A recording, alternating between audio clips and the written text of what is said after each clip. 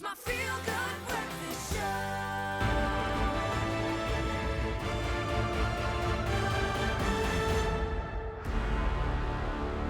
Oh, yes, you know what time it is once again. If you were here for the first round of it, then we got Neesonated. It's time to carry on doing exactly that for all our Liam Neeson fans out there. Neeson?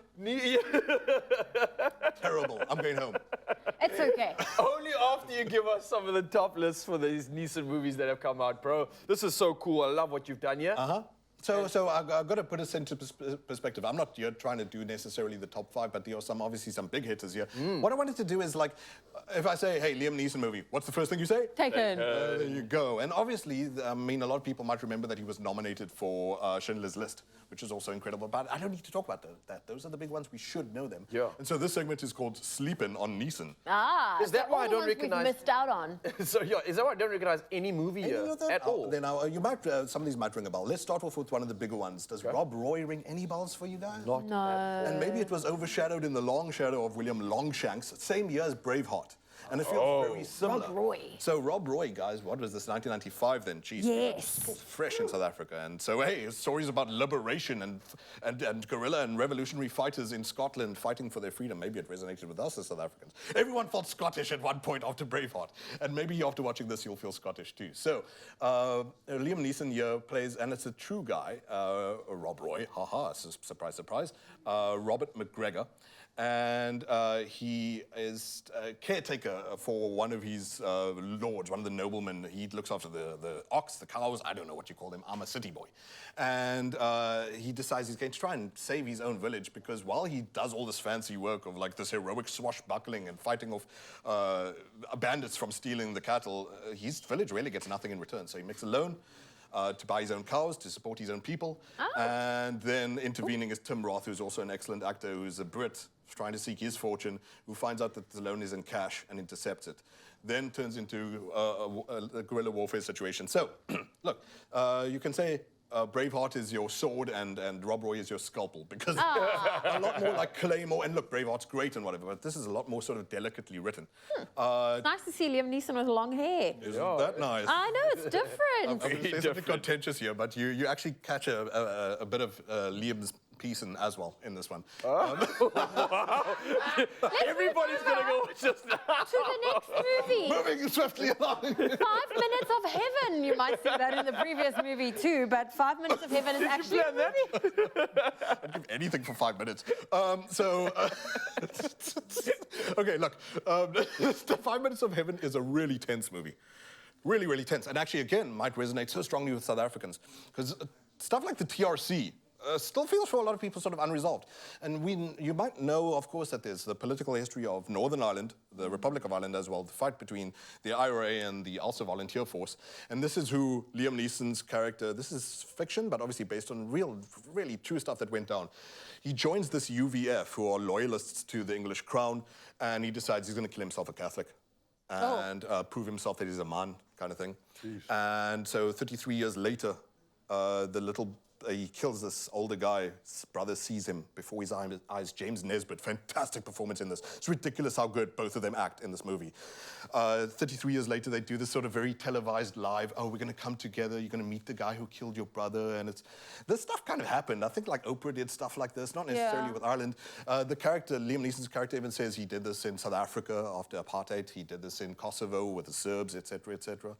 And however, James Nesbitt resolves that he's actually going to stab the guy during the live interview.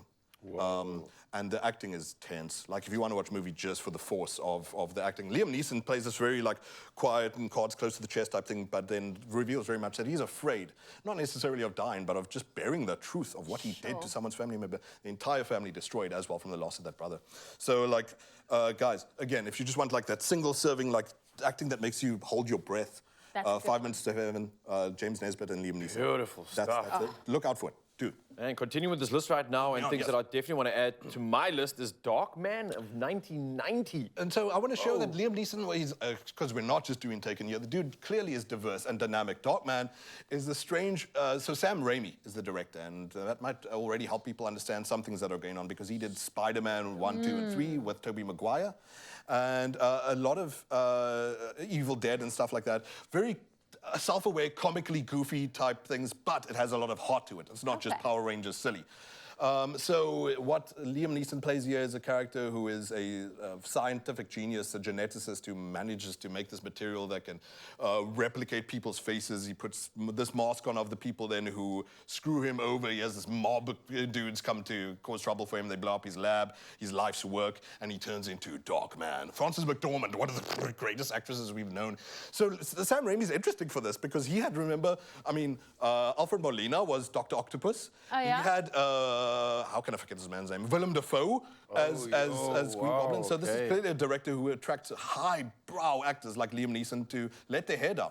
Because I mean, there's some really goofy things in this. Like it's very carnival, very like clownish at times. But Liam Neeson is game. Like I was saying about Retribution, you put a script in front of him and he's going to devote himself to actually being a good actor for you. And in Darkman, if you enjoy and you miss the kind of stuff like say RoboCop, or even the Tim Burton Batmans. This isn't as over the sort of crazy edge of that thing, but Darkman is a cult movie that you should look out for if you actually call yourself a Neeson fan. Oh, 1990. listen, if you're a true Neeson fan, you should obviously know A Monster Calls. So This one wasn't released too long ago. no, it wasn't. 2016, but if you think about it, that's also a long time ago. It's 7 years ago.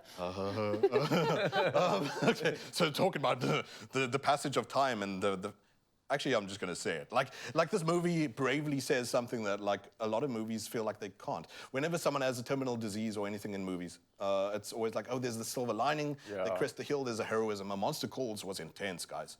It's really deeply depressing, and I suppose in light of recent news, maybe it's the kind of thing that we need to bravely watch, including that one that, like I said, will remind you of the TRC and was anything resolved here. So Liam Neeson plays a tree in this, but he's a big monster tree type thing. And he's almost a characterization, the imagination of this boy who is intensely angry. He looks like a big Groot. Yeah, but a very, very angry Groot. And he's the representation of this boy's repressed anger because his mother has stage 4 cancer. She's done. Oh. And the movie basically does, like I said, what a lot of movies don't do. Is like, you're going to be mad, and you're going to say life is unfair, and maybe life is. And maybe you have the right to be angry. And Liam Neeson, one of the attractors, obviously, of this man is that his voice has size to it.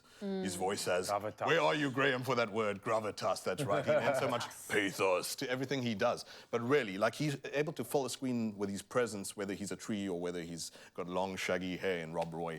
A Monster Calls is very depressing, but very brave. Similar to how in The Grey with the wolves, he's like, we're going to die, guys. And death will come for us. What matters is how we go. And how we handle it. Yeah, maybe. Ah. Yeah, Liam Neeson's been busy. JP, we can talk yeah. about Liam Neeson all day, every day. We promised 5. We only went through 4, but the 5th one is Ordinary Love. That's also came out in 2019.